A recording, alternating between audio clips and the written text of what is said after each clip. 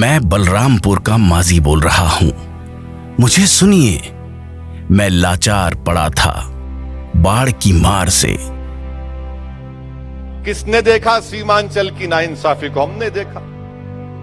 हर बारिश में हजारों एकड़ जमीन कट जाती है, कोई पूछने वाला नहीं है। मैं देखता हूं बेरोजगार नौजवानों को घर छोड़ते हुए।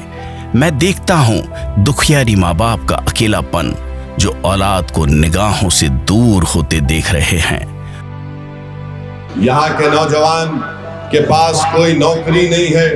नीतीश कुमार ने, मोदी ने यहाँ के नौजवानों को, बल्कि बिहार के नौजवानों को, इनकी बेरोजगारी उनका मुकद्दर बना दिया। आज आप देखते हैं कि पलायन होता है। हर नौजवान 17-18 साल का होता है तो उसको अपना घर छोड़कर हिंदुस्तान के कोने कोने में जाना पड़ता है ताकि गरीबी और मुफलिसी का इसका परिवार या वो खुद शिकार ना हो जाए। वो खून मेरी मिट्टी में दफन है जो गोलीकांड में मेरे अपनों के सीनों पर चली।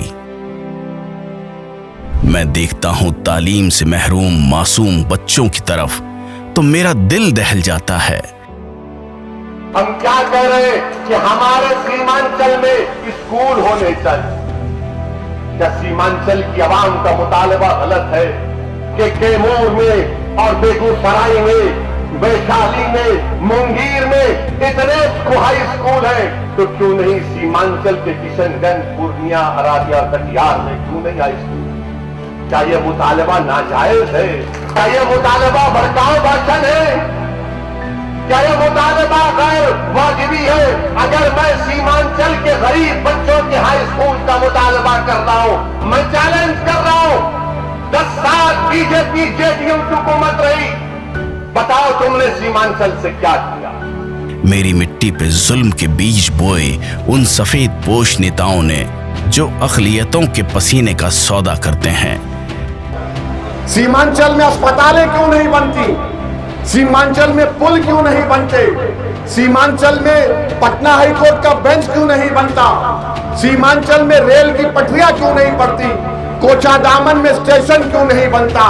अमूर और बैसा में जमीन जब कट जाती है तो सरकार पैसे क्यों नहीं देती? चुनाव आ गया तो सब्ज बाग दिखा रहे। मैं सीमांचल का माजी आपको आगाह करने आया हूं। देखो, देखो वो सुनहरा मुस्तकबिल, वो नीले आसमान में लहराती हरी पतंग हमें इशारा दे रही है। मेरे अजीज दोस्तों और बुजुर्गों, सीमांचल से कामयाबी का एक सफर शुरू हुआ है। अब हम पटना के उन तमाम हुक्मरानों से कहेंगे कि यकीनन एक जलजला आएगा सीमांचल में। अब सीमांचल में तब्दीली होगी। सीमांचल की इस नाइंसाफी का उसी वक्त खात्मा होगा जब आने वाले बिहार के असेंबली इंतखाबात में मंजलिस के नुमाइंदे कामयाब होंगे। जुल्मत के अंधेरों से निकलने के लिए हाथ बढ़ाया है उन हाथों ने जिन हाथों ने पार्लियामेंट में आपकी सदाएं अपनी जुबान से दर्ज की। तुमने देख लिया कि भारत की पार्लियामेंट में बहुत है, मगर अगर तुम्हारी अजमत का मसला आता है, तुम्हारी गीरत का मसला आता है, तुम्हारे तहफ़्फ़ुज़ का मसला आता है, तुम्हारे हुकूक का मसला आता है, तो कौन आवाज उठाता? उसका पार्टी का नाम मजलिस इत्तेहादुल मुस्लिमीन है।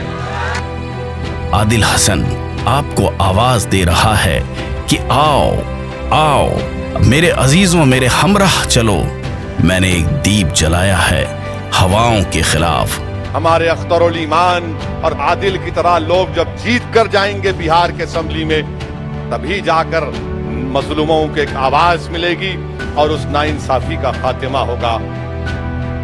आपका कल आपके हाथ में है।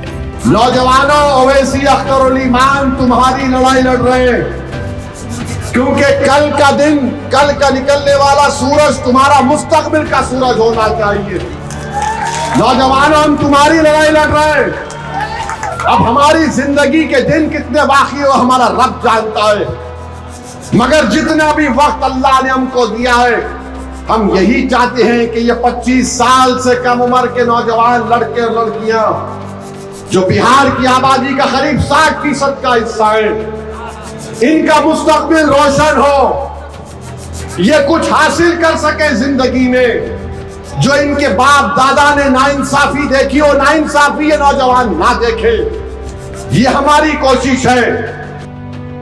वोट उसी को देना है जो बात हमारी करता है। नौजवानों, अब तुम्हारी जिम्मेदारी है कि तुम आओ, आगे बढ़ो और अपने हक को हासिल करो। बुजुर्गों, इन नौजवानों की सरपरस्ती करो। वोट उसी को देना है जो हाथ हमारा हाथ थामेगा। सीमांचल की जनता जिंदाबाद, सीमांचल की जनता, सीमांचल जिंदाबाद, सीमांचल जिंदाबाद। बलरामपुर की जनता, बलरामपुर का इत्तेहाद, बलरामपुर का इत्तेहाद।